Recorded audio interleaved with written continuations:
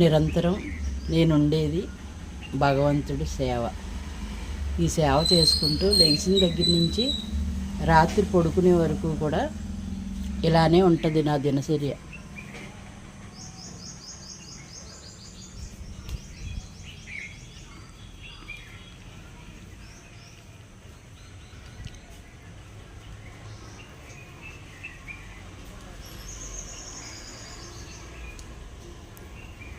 ఇంతకు మించిన ఆనందం ఉంటుందండి.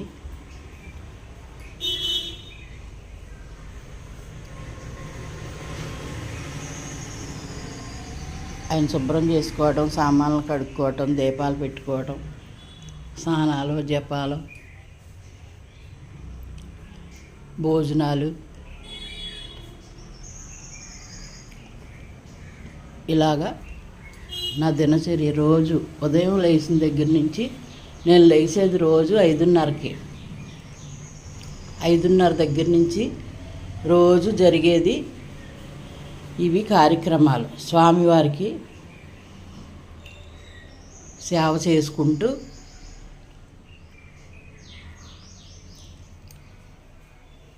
గడుపుకుంటూ ఉంటాను. ఇందులోనే ఆనందం పొందుతాను.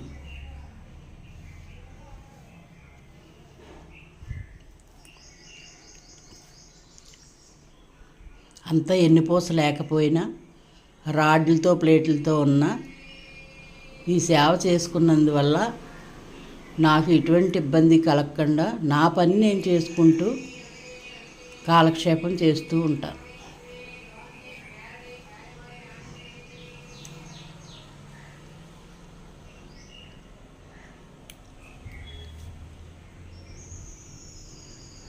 టైంకి ఆరతి, టైంకి నైవేద్యం, భక్తులు వస్తే తీర్థప్రసాదాలు.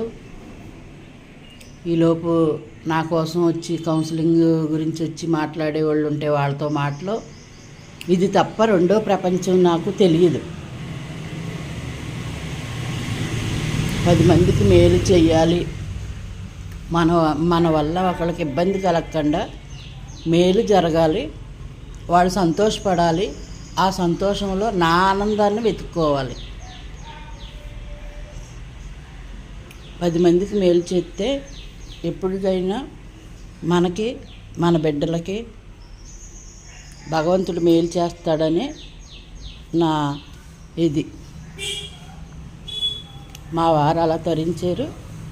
నేను తీసుకున్న దగ్గర నుంచి నేను కూడా ఇదే